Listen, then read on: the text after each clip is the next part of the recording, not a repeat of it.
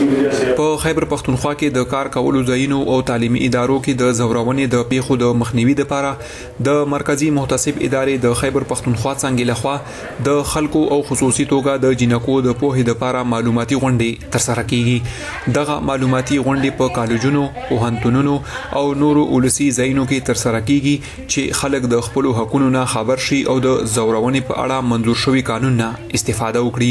ما اوریدلې دي خودي ز اورمه د خلکو نه چې موږ تعلیمي ادارې ته ځو یا چرته جاب د پاره ځو نو اکثر موږ سره چې داسې کار کیږي چې کم چې میل سټاف وي هغه هراس کوي. خو شکر الحمدلله ما کړه داسې نه دي کتلې یا ما سره کړه داسې نه دي شوی. خو ما اوریدلې دي چې داسې کیږي ولې چې ما سره چې څومره سټاف ملاو شوی چې ما چرته جاب کړی چې ما چرته سبق ویلې دي ما ته شکر الحمدلله ډیر ښه سټاف چې دي ملاو شوی دي. خو معاشري کې داسې کیږي زموږ معاشري کې دا خبرې شته. د مارچ په 14مه په پیښور اسلامیه کالج پوهنتون کې د مرکزی محتسب ادارې د پختونخوا څنګه لخوا د جنکو او هلکانو زده کوونکو لپاره په کار کولو او تعلیمي ادارو کې د زورونې په اړه یو معلوماتي پروګرام را جوړ شوی او د قانون په اړه دوی ته معلومات ورکړل شو.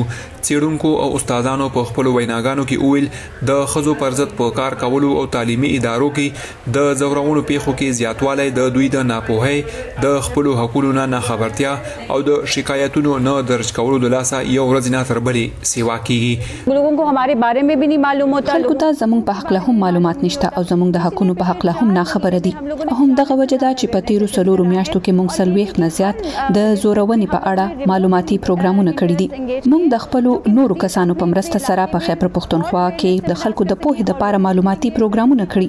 زه دا ګڼم چې په دې لړ کې د میډیا یو اهم کردار دی او تاسو موږ سره ولاړ یئ. ہمارے ساتھ کھڑے ہوئے. د پاکستان مرکزی محتسب کشماله طارق سور از وړاندې په کراچۍ کې یوې غونډې ته ویلیو د پاکستان دننه د میرمنو د ذهني او بدني زورونې کچه لوړه شوې ده.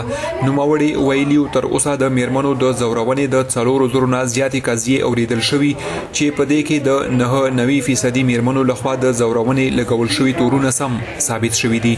فرید شینواری، وایس اف امریکا، ډیوا، پیښور.